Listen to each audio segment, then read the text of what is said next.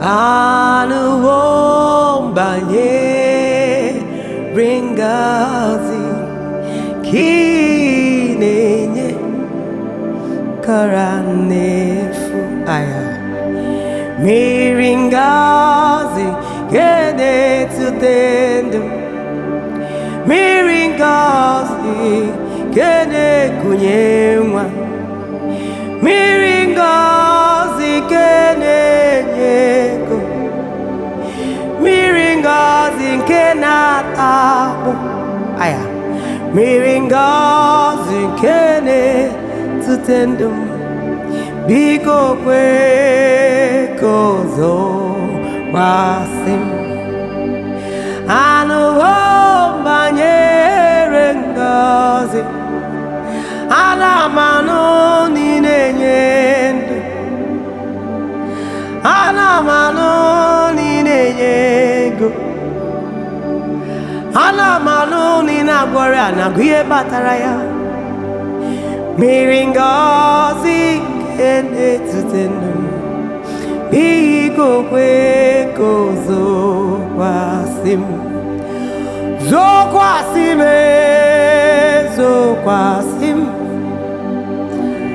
zokwasị m zokwasị m zokwasị m zokwasị m biko kwe ka ụzọ kwasị m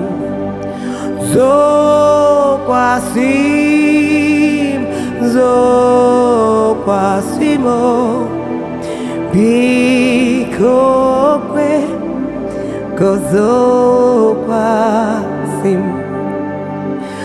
nduru nke eluigwe mmụọ nsọ Chineke meghe eluigwe wụsa anya amara gị na 2025 ezi nduru nke eluigwe ọkụ na-ere ere meghe eluigwe wụsa anya amara gị eze ama m na ịwụsa anya amara gị ọ ga-agara ya were were ọ bụrụ na ịwụsa anya amara gị ihe niile ga n'elu mma enweghị ego gala amụghị nwa gala ọ bụrụ na ịwụsa anya amara gị eze ma ịwụsa anya amara gị no weapon formed against me will ever prosper eze ma ịwụsa anya amara gị ka anyị bụrụ ndụ ọma ọkụ ịma na ịwụsa anya amara gị anyị bụrụ ndị agọziri agọzi ọ bụrụ na ịwụsa anya amara gị anyị ga na-enwe ego anyị ga na-amụ nwa. There shall be no barren in the land. Thus says the Lord of hosts. I shall not fear. I will not panic. Because the Lord that sits upon the throne will make every crooked way straight in the name of Jesus. Abroni wusanya maragie. I aburun duwama. Yes, me wusanya maragi.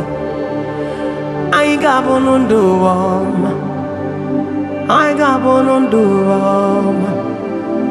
I gabonun duwama. I gabonun duwama. I gabo onyu wama.